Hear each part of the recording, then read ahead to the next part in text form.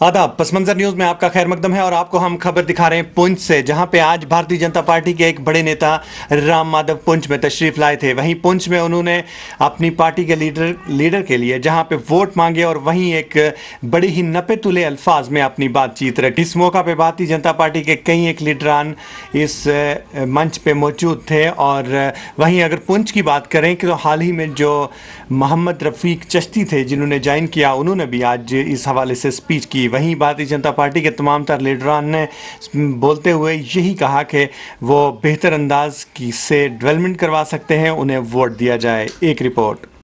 के साथ वो हुकूमत करते रहे, मगर इस बार पब्लिक समझ चुकी है कि हमें इन लोगों के चुंगल में नहीं आना है। और इस बार भारतीय जनता पार्टी को हवेली कंस्टिट्यूंसी से, डिस्ट्रिक्ट पुंछ से, जम्मू पुंछ कंस्टिट्यूंसी से कम 5000 लीड लेके हमारा कैंडिडेट इंशाअल्लाह जीतेगा। और एक बार, क्योंकि 5 साल हमने उसको आजमाइश करने के बाद हमने ये फैसला किया है कि हम इन लोगों के चुंगल में आने वाले नहीं हैं। बहुत ही अच्छी बातें की हैं। और साथियों, आज ये जो इलेक्शन का दौर है, इस इलेक्शन के दौर में सभी पार्टियां आ रही हैं आपके पास, आपने अपनी बात रख रही है।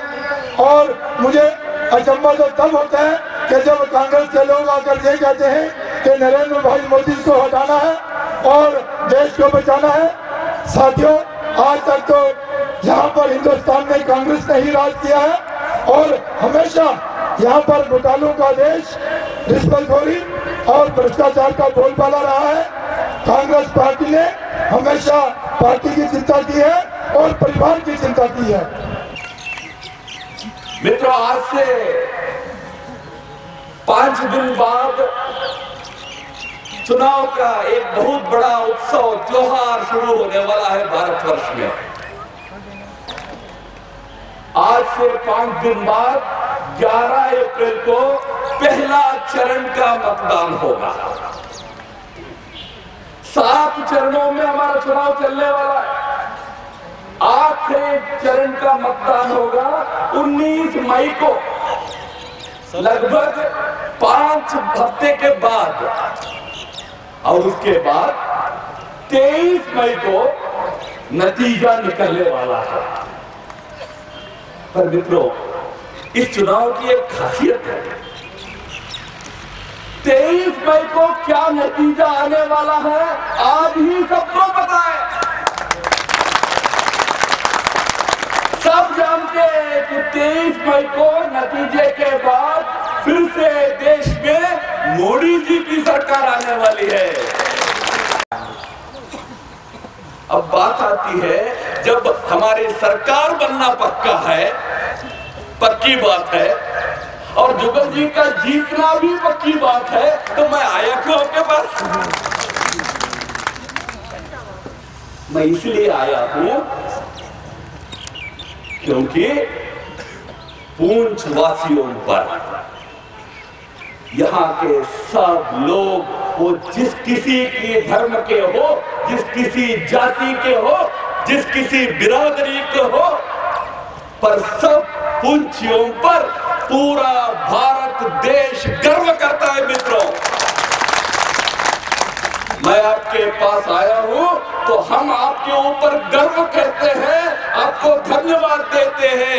ये कहने के लिए मैं आपके पास आया हूं, केवल चुनाव में वोट मांगने नहीं आया। मित्रों, आप भारत की सीमा पर जैसे हमारे देश की सेना खड़ी है, एक चट्टान की तरह भारत की रक्षा बदल गया। आज वकालत कर रही है आतंकवादियों की, आज वकालत कर रहे हैं सेपरेटिस्ट की। ये लोगों का यहाँ स्वर होता है। हम तो एक ही बात कह रहे हैं, हम पूरे जम्मू कश्मीर के लोगों के विकास के लिए है। आज इसीलिए आपके सामने आए हैं। यहां एक बड़ा नाटक चल रहा है। जुगल किशोर जी के सामने पहले तो 2-2, 3-3 पार्टियां खड़ी हो जाती थी। अब तो देश में ऐसी स्थिति है, सबको मालूम है, अलग अलग खड़ा होकर बीजेपी को, मोदी को सामना ही कर पाएंगे नहीं, डर है। इसलिए आज सीक्रेटली ओपनली अलायंसेस कर रहे हैं, महागठबंधन कर रहे हैं। ये तमाशा देखिए गठबंधन का। आपके राज्य में, जम्मू में, उधमपुर में कांग्रेस का कैंडिडेट है, एनसी वाले, पीडीपी वाले उनका समर्थन कर रहे हैं। अगर यहाँ से तो 30 किलोमीटर में आप वो टनल क्रॉस करेंगे तो कश्मीर घाटी में प्रवेश करेंगे। अनंतनाग में तीनों पार्टियां अलग अलग लड़ रहे, बारामूला में तीनों अलग अलग लड़ रहे, श्रीनगर में तीनों अलग अलग लड़ रहे,